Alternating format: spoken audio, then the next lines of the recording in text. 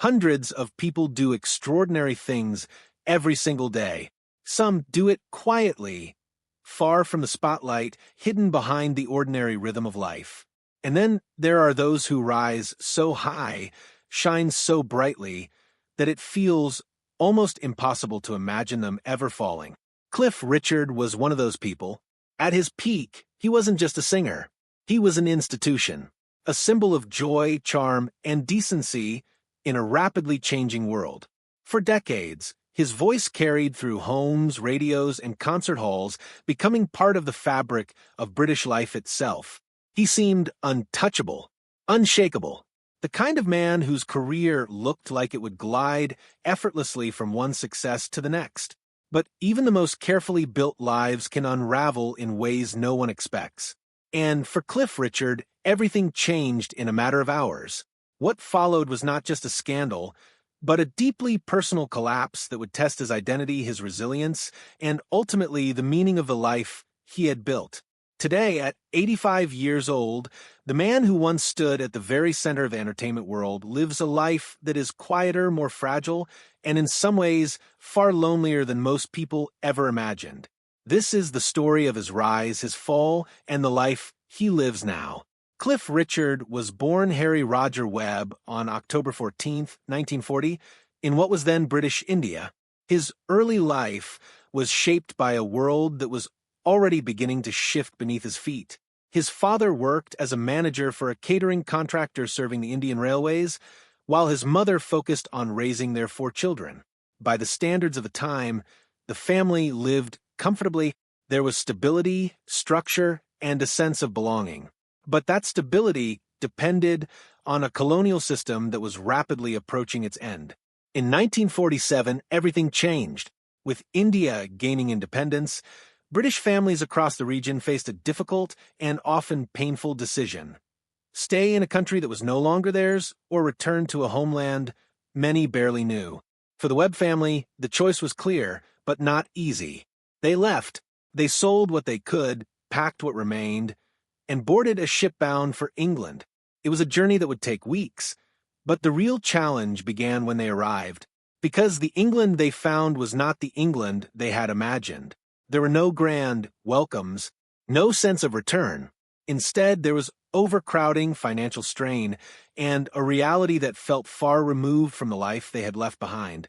The family moved into a modest home, sharing space with relatives before eventually settling into a small council house. Money was tight, very tight. At times, survival meant stretching every resource to its limit. Meals became simple and repetitive. 3 times a week, dinner consisted of little more than tea and toast sprinkled with sugar.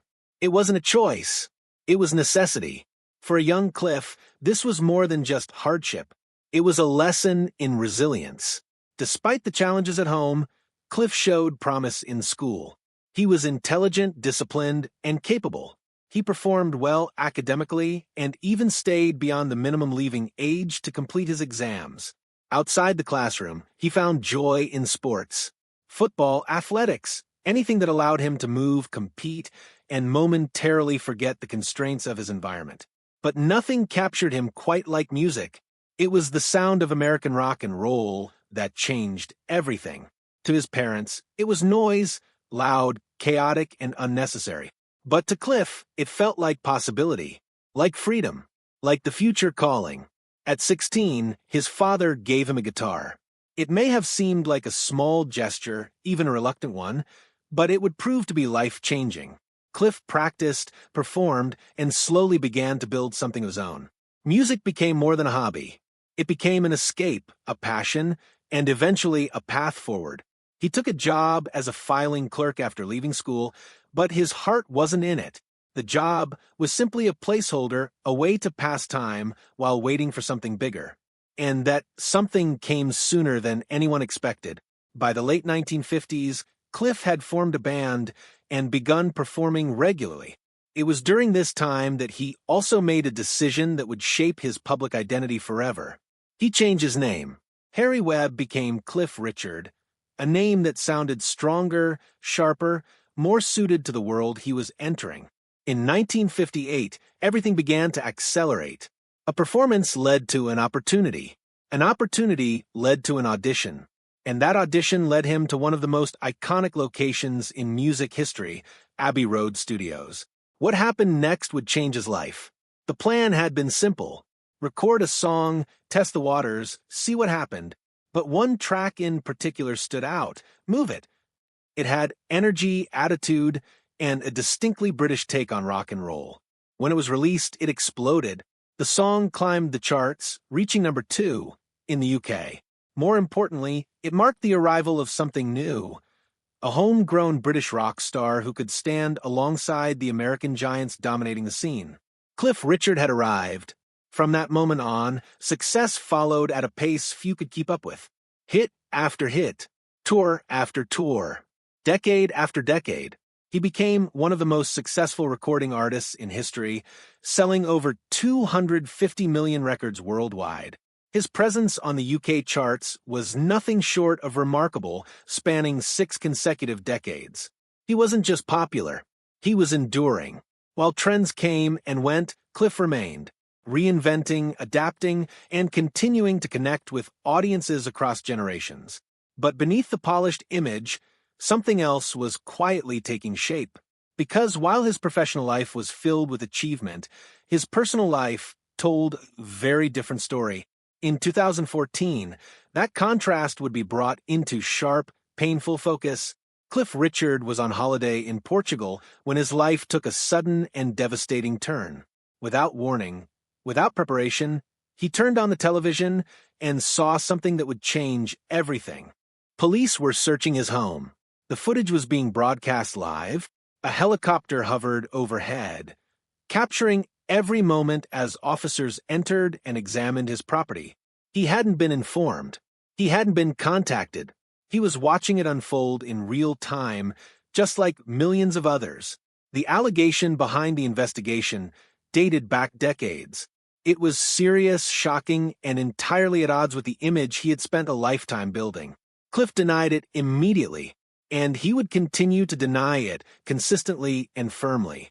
But in that moment, denial didn't matter. The damage had already begun. For nearly 2 years, the investigation hung over him like a shadow that refused to lift. There were no charges, no arrest, no formal findings of guilt. But that didn't stop the speculation. It didn't stop the headlines. And it didn't stop the public from forming opinions. The psychological toll was immense. Cliff later described feeling as though his entire life had been torn apart. He lost weight. He struggled to sleep. His body reacted to the stress in ways he couldn't control, developing painful conditions linked to prolonged anxiety. At times he feared for his own health, wondering if the strain might lead to something even more serious. But perhaps the most disturbing change was internal. He began to feel like a stranger to himself. Looking in the mirror became unsettling, as though he was seeing an older, more fragile version of the person he used to be. The man who had stood confidently on stages around the world was now battling something far more personal, far more invisible. In 2016, the Crown Prosecution Service announced there was insufficient evidence to proceed. The case was closed. Legally, Cliff Richard was cleared, but emotionally the story didn't end there. Because the world had already seen the images, the helicopter, the raid, the headlines, and those images don't disappear easily. He took legal action against those involved in the coverage, eventually winning a significant case that acknowledged the violation of his privacy.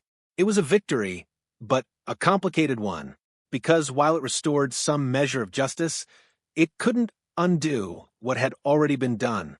Reputation, once damaged on that scale, is never quite the same again. After the ordeal, something shifted. Cliff Richard began to withdraw. Public appearances became less frequent. Interviews slowed. The constant presence he had maintained for decades began to fade. It wasn't a strategic decision. It was survival. The spotlight, once a source of energy and purpose, had become something else entirely. Something overwhelming. Something he could no longer fully trust. And then there was the question of his personal life. For years, it had been a subject of curiosity, speculation, even mystery. Cliff Richard never married. He never had children. And while he had experienced relationships, connections, and moments of love, none had developed into the kind of lasting partnership many people take for granted. For much of his life, he insisted he was content. He valued independence. He prioritized his career. His faith played a significant role in shaping his decisions. Marriage, he believed, required a level of commitment that didn't align with the demands of his lifestyle. And so, he chose a different path. But as the years passed, that choice began to feel more complicated. He spoke openly about coming home after performances to silence. Not metaphorical silence, but real, tangible quiet. No family waiting. No shared routines. No one to experience the ordinary moments with. And in those quiet moments, he began to wonder, not with regret exactly, but with curiosity. What might life have been like if he had chosen differently? Now, at 85, Cliff Richard lives a life that is far removed from the one many people imagine when they think of a global superstar. He lives quietly, privately, often alone. The energy that once carried him across stages and continents has begun to slow. His body, like anyone's, has limits. In recent years, he faced another challenge, one that came not from headlines but from within. A routine medical check revealed prostate cancer. It was caught early, treated, and for now under control. But the experience left its mark, not just physically but emotionally, because it served as a reminder of something no one can avoid forever. Time. Despite everything, he continues to perform, not with the same movement or physical ease as before, but with a voice that still carries the strength of decades. For him, there's an important distinction. He doesn't talk about retiring. He talks about stopping. Stopping, to him, feels temporary, flexible, a pause rather than an ending. Retirement feels final, and he's not ready for that. Not yet. So he continues, not because it's easy, but because it still means something. Because stepping onto a stage, even now, is a reminder of who he has been and perhaps who he still is. But when the lights fade and the music ends, he returns to a life that is much quieter than the one he once lived. A life of reflection, of solitude, of unanswered questions. Cliff Richard was once one of the most famous men in the world. Now he is something else. A man who has seen the highest peaks of success and the deepest valleys of public scrutiny. A man who has given decades of his life to music, to performance, to entertaining millions. And a man who, in the end, faces the same realities we all do. Time, change, and the quiet moments in between. So, what do you think?